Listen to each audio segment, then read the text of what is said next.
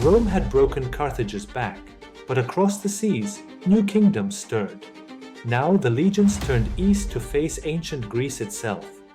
3 brutal wars would decide the fate of Macedonia and end the freedom of Greece forever. The Greek world was divided, kings feuded, cities betrayed, and ancient power crumbled. Out of the chaos rose a single force, relentless, unyielding, Rome. This is the story of how the Roman legions shattered Macedonia and seized the destiny of the ancient world. First Macedonian War. As Hannibal marched through Italy, Philip V of Macedon made a bold pact Carthage, and Macedon would carve up the shattered world. But Rome struck first. Through secret treaties and swift naval strikes, she armed the Aetolians, Rhodes, and Pergamon. The Greek cities of Dyme and Chalcis burned and bled. At Apollonia, Roman garrisons crushed Macedonian advances, saving the Adriatic flank.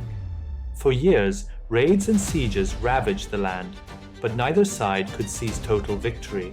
In 205 BC, exhaustion won where swords had failed.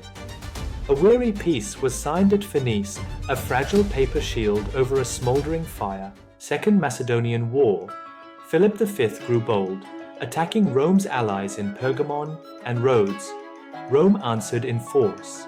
200 BC, the Senate unleashed Titus Quinctius Flamininus, and a fresh Roman army sailed east. Battle of the Aous River, 198 BC. In the rocky passes of Epirus, Rome ambushed Philip's forces at the Aous River. Caught in narrow gorges, the Macedonian phalanx broke apart and retreated, bleeding into the mountains. 197 BC, Battle of Cynoscephalae. Troop counts: Rome, 25,000, Macedon, 25,000. Fog cloaked the hills of Cynoscephalae. 2 armies waited, one rigid, one fluid. When battle roared, Philip's proud phalanx crushed forward at first, but the Roman maniples bent, twisted, and snapped the wall of spears like brittle wood. By nightfall, 8,000 Macedonians lay dead, trampled and broken. Roman losses were only 2,000. Philip fled the field, his crown slipping from bloody hands. Peace deal, Treaty of Tempea, 196 BC. Philip V was stripped of his navy, forced to pay 1,000 talents, and forbidden to march beyond Macedonia. At the Isthmian Games, a Roman herald cried, "Greece is free." But it was a freedom shadowed by Roman legions. The brewing storm, Philip's son, Perseus, watched Rome tighten her grip. Pride turned to fury. In secret, he rebuilt the Macedonian armies and prepared for one last desperate war. Third Macedonian War. In 171 BC, Macedon rose again. King Perseus commanded 44,000 warriors, the largest Macedonian host since Alexander himself. But across the Adriatic, Rome gathered legions colder, deadlier, unstoppable.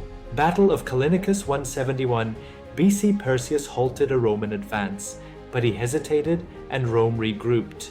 168 BC. Battle of Pydna. Troop counts: Rome, 29,000, Macedon, 44,000. On the plain of Pydna, phalanx met legion. At first, Macedon pushed Rome back, shields locking, spears driving deep. But then, the uneven ground broke their perfect lines. Roman soldiers stormed the gaps, hacking, stabbing, ripping apart the ancient wall. By sunset, over 20,000 Macedonians lay dead. Roman losses, barely 1,000. Perseus fled into the darkness, king no more. Aftermath and legacy. Macedonia was carved into 4 puppet republics.